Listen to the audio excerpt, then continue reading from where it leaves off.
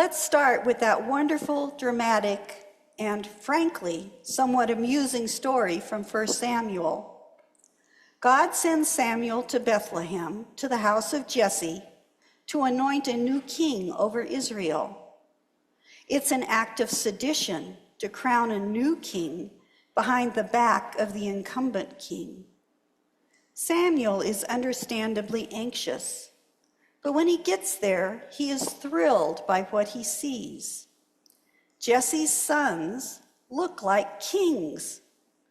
Samuel takes one look at Eliab, the oldest, and he's ready to crown him right then and there. But God intervenes in the premature coronation, saying, "Do not look on his appearance or on the height of his stature, because I have rejected him. For the Lord does not see as mortals see. They look on the outward appearance, but the Lord looks on the heart." And so it goes. 7 magnificent sons are presented, and 7 magnificent sons are rejected. None of them measure up to God's standards. Samuel asks, without much hope, I imagine, if there are any others. And Jesse allows that he did overlook one of his sons. David, the youngest, was keeping sheep. And when David shows up, listen to how he is described. Now he was ruddy and had beautiful eyes and was handsome. Which is a pretty amusing note to add. God says the Lord does not see as mortals see, but even so, apparently it doesn't hurt that David was so gosh darn good looking, and those eyes.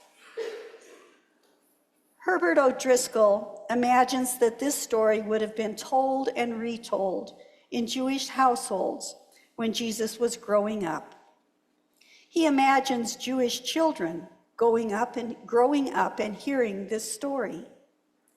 They would have laughed with delight at the blindness of those who do not see what God sees in David. That's the moral of the story, passed down from generation to generation. It's a pretty good lead into our gospel this morning. It's typically called the story of the man born blind, but that misses the point. For starters, the story tells us much more about the man's sight and his defiant insight than anything it says to us about his blindness. It's really a story about the blindness of everyone else, the disciples, the neighbors, the Pharisees, even the man's own family. They are all blind, as it were. And so much angst and pain in this morning's gospel flows from their blindness. We begin with the blindness of the disciples. Theirs is the most disappointing sort of blindness. They've forgotten the stories they grew up with about God seeing more in people than we do. And they've forgotten what Jesus tried to tell them. Just last week, we heard Jesus explain to the disciples, as they wondered why Jesus was speaking to the woman at the well, that it was why he came, to declare God's favor on those overlooked and looked down upon by others. "Rabbi, who sinned, this man or his parents?" they ask. And it's clear that Jesus is disappointed that they'd settle for this bitter, painful, insensitive question. I think Eugene Peterson's translation captures Jesus' disappointment quite well. Jesus said, "You're asking the wrong question. You're looking for someone to blame. There is no such cause and effect here. Look instead for what God can do. We need to be energetically at work for the one who sent me here, working while the sun shines." And then there are the neighbors. Their blindness is perhaps the most common type. When the man returns to his neighbors, they can hardly believe their eyes. He sat and begged there among them. They walked by him day by day. But when he comes back among them, they're not sure he's the same guy. They'd never looked him in the eye or really noticed his face. And because the neighbors aren't sure, they call in the authorities, the ones who are supposed to see most clearly, which makes the Pharisees' stubborn blindness the most damning of all. The old saying is that seeing is believing, but the truth is often the other way around. Believing is seeing. What we see or fail to see is profoundly shaped by what we believe, by our prejudices. The Pharisees cannot see the wonder of a once blind man who now sees. They can only see Jesus as a sinner. He doesn't fit their image of what a holy man looks like. And rather than modify their beliefs because of what they see and agree that Jesus must be a prophet, they cling to their preconceived understandings. When presented with a miracle, hand-delivered and gift-wrapped, they fail to see both the miracle and the one who worked it. They fail to see anything to wonder at all. They are stubbornly blind. But wait, there's more. When these authorities call in the man's parents to ask them to explain the meaning of all this, his parents become blinded by their fears, and so they abdicate their parental role. They fail to protect their son. As someone this past Wednesday said, they threw him under the bus and take care of themselves instead. That makes their blindness the most heartbreaking blindness of all.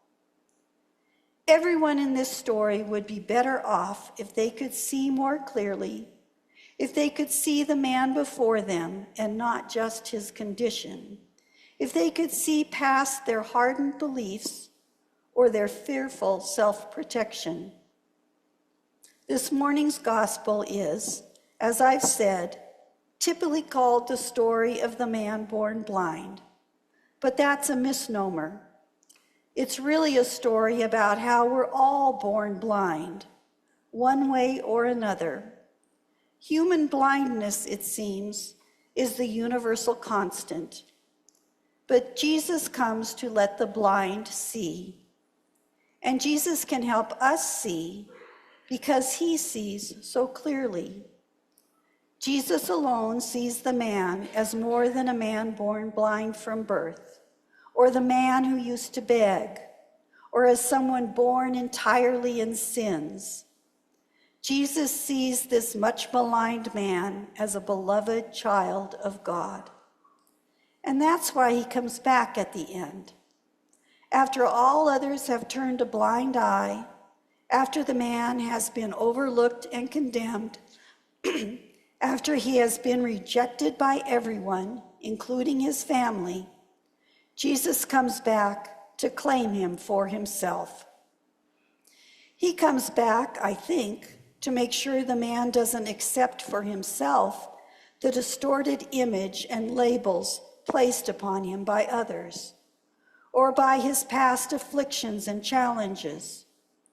Jesus comes back, I think, to make sure the man sees himself the way Jesus sees him, as a beloved child of God. Jesus comes back to make sure the man sees this. As Lutheran preacher and theologian David Lose puts it, the hurts, sorrows, mistakes, and regrets that have marked us may describe our history, but they dare not define us, for we are God's beloved children. Jesus would have us see all that as basic truth. There's a detail from our story this morning that makes the point. To effect the healing, Jesus makes a healing balm by bending down and spitting on the ground to make mud, which he then spreads on the man's eyes. As Samuel once anointed a shepherd with oil to make him a king, Jesus anoints this man before him with the mud of the earth to let him see. And the mud is oft repeated detail in the first 14 verses this morning. Mud. The scene calls to mind that first story of creation in Genesis. For this is a recreation, a new creation. Jesus wants us to see everyone we look upon, including ourselves, as a beloved child of the earth and a beloved child of God, formed of the stuff of this earth and formed in the image and likeness of God. Jesus wants us to see that the world is shot through, as it was from the beginning, with the glory of God, wherever we turn our gaze, if we have eyes.